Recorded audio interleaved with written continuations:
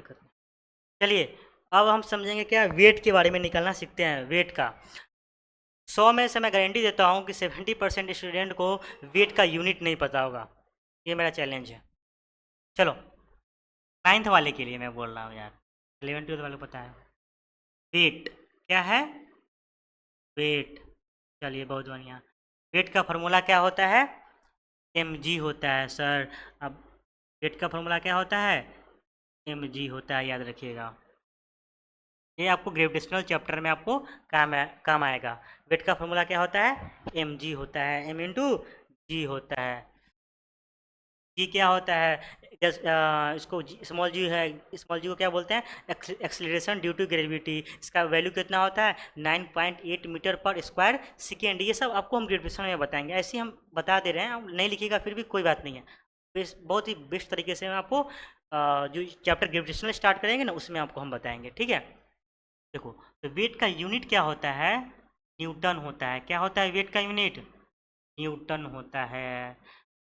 Wait का unit Newton होता है। वेट क्या होता है? फोर्स जो लगता है, एक्सर्ट लगता है जहाँ सेंटर पे, उसको वेट बोलते हैं।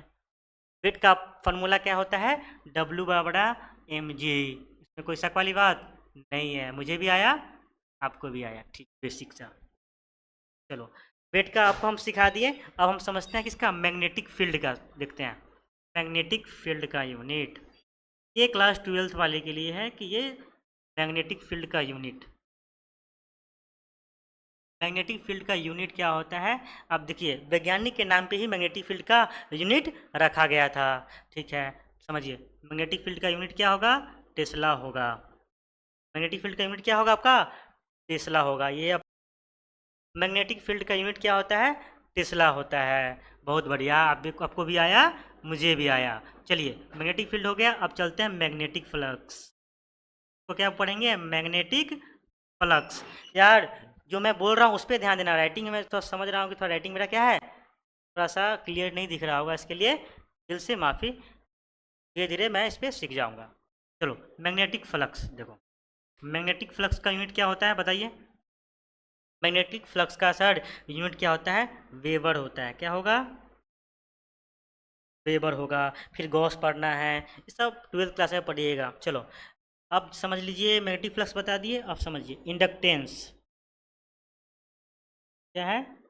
इंडक इंडक्टेंस का यूनिट क्या होगा? इंडक्टेंस का यूनिट हेनरी होगा। क्या होगा इंडक्टेंस का यूनिट?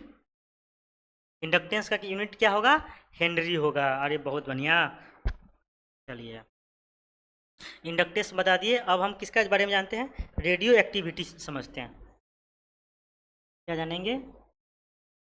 रेडियो एक्टिविटी, ये इंपॉर्टेंट है। रेडियो एक्टिविटी का यूनिट क्या होता है बताइए? बैकरेल होता है। क्या होता है?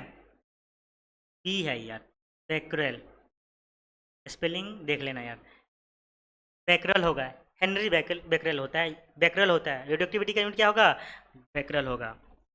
अब जब इलेक्ट्रोस्टैटिक्स पढ़िएगा ना तो उसमें आपको आएगा डाइपोल मोमेंट। उसमें आपको पढ़ना होगा क्या?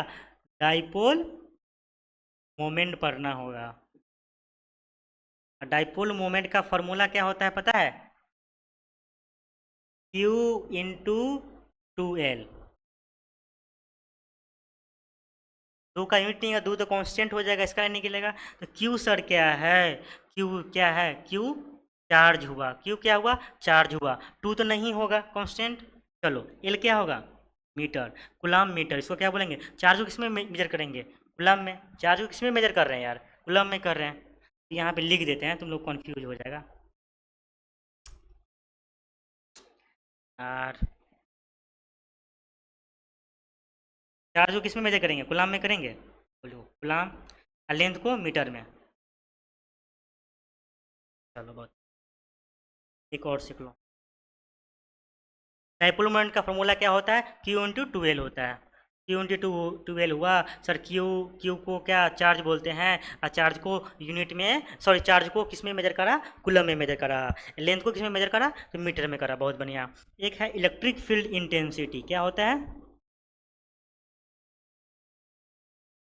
Electric field, electric field intensity. इसका फार्मूला क्या होता है, F बटा क्यू होता है ना। और इलेक्ट्रिक फील्ड इंटेंसिटी का फार्मूला क्या होता है, ए बटा क्यू होता है। ये सब आपको इलेक्ट्रिक 12th क्लास में जाइएगा जब इलेक्ट्रोस्टैटिक्स पढ़ेगा उसमें होगा। इलेक्ट्रोस्टैटिक्स क्या बार बार सर बोल रहे हैं, इलेक्ट्रोस्टैटिक्स वही होता है जो चार्ज रेस्ट में हो तो उसका आप इलेक्ट्रोस्टैटिक्स बोलते हैं। जब चार्ज में मोशन आ जाएगा उसको इलेक्ट्रिक करंट बोलेंगे, जब चार्ज रेस्ट में होगा उसको क्या बोलेंगे, इलेक्ट्रोस्टैटिक्स बोलेंगे। चलो, इलेक्ट्रिक फील्ड इंटेंसिटी का फॉर्मूला सर आपने बताया ए बटा क्यू होता है, बहुत बढ़िया। तो फोर्स को आप किस में मेजर करते हैं बार बार, न्यूटन में, बहुत बढ़िया। बटा चार्ज को कूलम में करते हैं ना, तो हम यहाँ पे लिख दें न्यूटन बटा कूलम। कोई शक वाली बात नहीं है, इलेक्ट्रिक फील्ड इंटेंसिटी का आपने निकाल दिया। चलो, अपने वेट का निकाला, फार्मूला क्या था, डब्ल्यू बटा एम जी था, जिसको वेट का यूनिट न्यूटन होता है। मैग्नेटिक फील्ड का यूनिट क्या होता है, टेस्ला होता है, वैज्ञानिक के नाम पे है। मैग्नेटिक फ्लक्स का यूनिट क्या होता है, वेबर होता है, ये भी आपको ध्यान में नहीं चाहिए। इंडक्टेंस का यूनिट हेनरी होता है। रेडियो एक्टिविटी का बैकरल होता है। डाइपोल मोमेंट का फार्मूला क्यू इंटू 12 मतलब coulomb into metre, coulomb metre हो जाएगा। इलेक्ट्रिक फील्ड इंटेंसिटी का क्या होगा, ए बटा क्यू। तो फोर्स को किस में मेजर करा, न्यूटन में, कूलम को सॉरी चार्ज को किस में, कूलम में, तो न्यूटन बटा कूलम। आपका मैं यूनिट जो चैप्टर है ऑलमोस्ट जो भी सिग्निफिकेंट फार्मूला था उससे मैं आपको कवर करवा दिया इस, ठीक है। और ये समझ आपको आ ही गया होगा।